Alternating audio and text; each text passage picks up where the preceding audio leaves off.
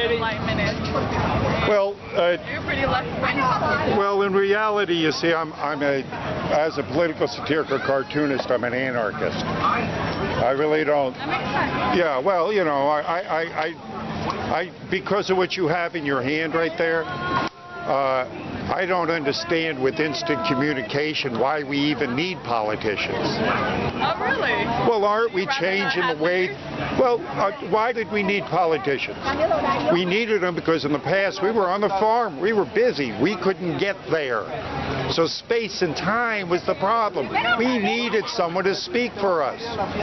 And that worked okay for a while until they stopped coming back and stopped representing us. But aren't we changing the way things operate now with our comments online, with our signing petitions, forming coalitions and movements? We're even having revolutions online. So you rather have a populist society? I think we can rule ourselves. I think we can rule ourselves very easily. I think that's a recipe for chaos.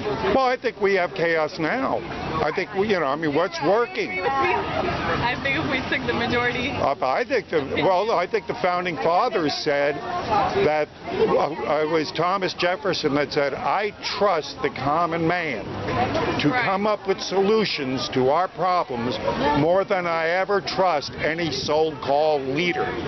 But do you think Individuals have solved it. Governments don't solve the problem. they don't? No. Governments make problems for you. You think so? Yes. Absolutely right. Well, again? Yeah, go ahead. Well, it depends, right? The government doesn't produce anything. They don't make anything. They don't manufacture anything. They manage. They don't create jobs. We don't They need managers. appropriate. We don't need managers. Back and look at the founding fathers. They intended for us. What government does is it gives us a national defense and promote commerce. Other than that, they don't do anything. They shouldn't do anything. The founding fathers never intended for them to tell you. In fact, every state ought to have their own laws. For them to say, okay, dictate, or for there to be a Supreme Court that overrides states' laws. And American voters vote, and then liberal justices overturn it. The American people don't even get to decide anymore. Literally, if you read the book, The Tail Wagging the Dog, that's what's happening. I read that and I've seen the movie. I'm telling you. Yeah. It is. And so, So what's the solution? it seems like America is mindless drones. The fact is I'm a minister. And one of the things that when I went to graduate school, they taught us, I think so many people think that what we're supposed to do is go off to some school and they're going to teach us what to preach or teach or that kind of thing. You know what they taught us to do? They taught us to think. They taught us to study. See, when you go off to college, they don't want to, and see what college is trying to do. Liberal university is trying to produce mindless drones. You got to believe what we do. They're not trying to get them to be free thinkers. How about the right, the Trump rally? I think Trump's an idiot. I'm not a Trump fan. On the other hand, I think he has a right to speak. Do liberals get to say, okay, you get to speak and you don't get to speak?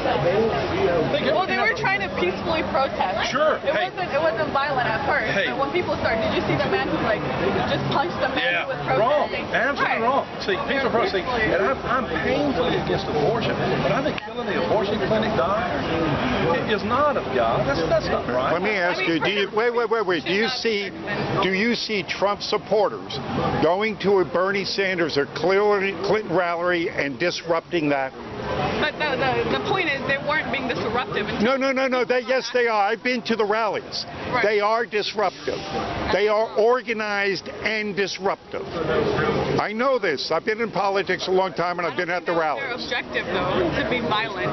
But their deal is to go there and create disruption to stop someone else's free speech.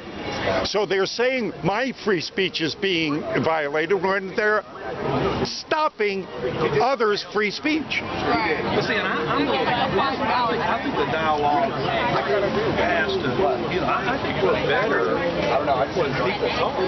Like now.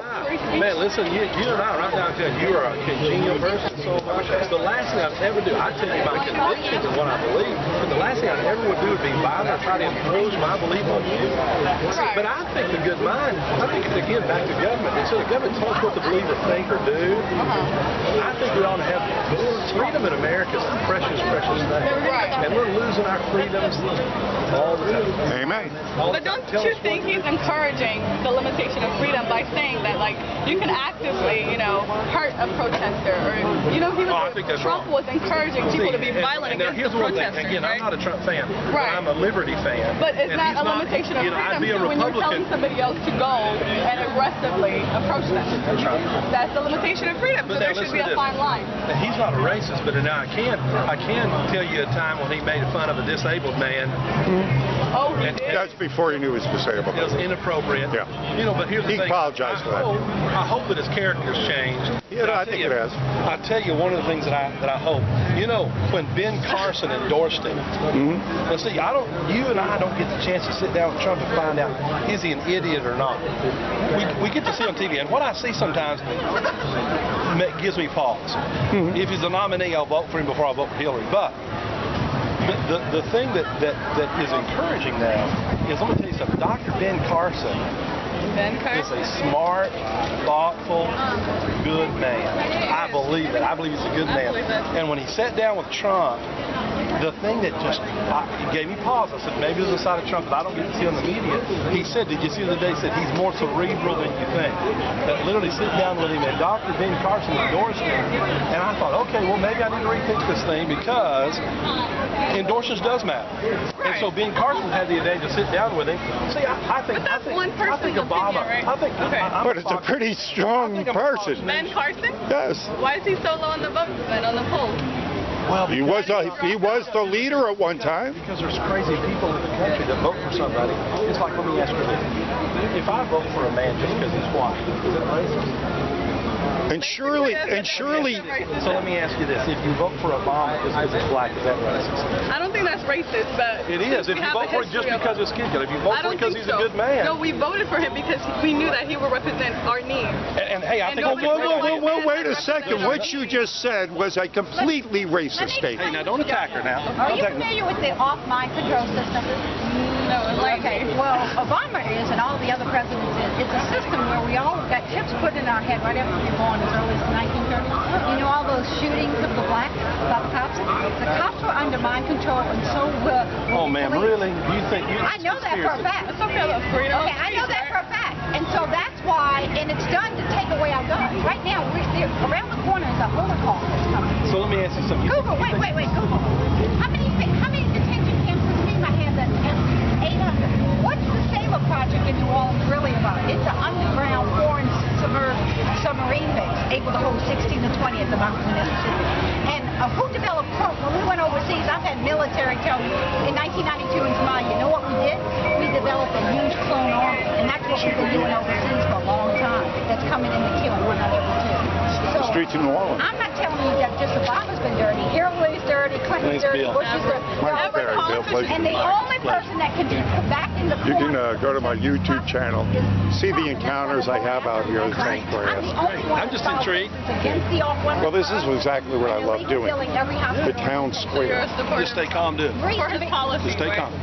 Not everything, okay? The reason why he was put in the Department of Defense runs the Joint Chiefs of Staff. They decide. Question of the day is a good one. Oh, thank you. Because there are really only like what, one or two that you can point to. I mean, I guess you could look at the whole Mexicans, rapists, drug addicts thing. People talk about that a lot. And then what's the other one? But there are rapists, drug addicts, and whatnot. Oh, there are a handful of them. A handful of them. How do we even know that? The borders are wide open. That's true, you know. So the border agents are saying they can't keep track. Maybe 1 out of 100 is what they can keep track. They don't have much funding. Well, let me tell you this. People, I think, I might not be a huge Trump fan, but I think people make him out to be this racist, but he really isn't. I think, the whole racist thing only happened like once or twice, and the media just focuses in on that. You can disagree with his policies, you can disagree on immigration or, his economy stuff, but I don't think it should be made about race. It's my thing, Indeed. So that's just how I feel on that question. I thought it was a good one. Thank you, sir. Yeah, of course. You can't just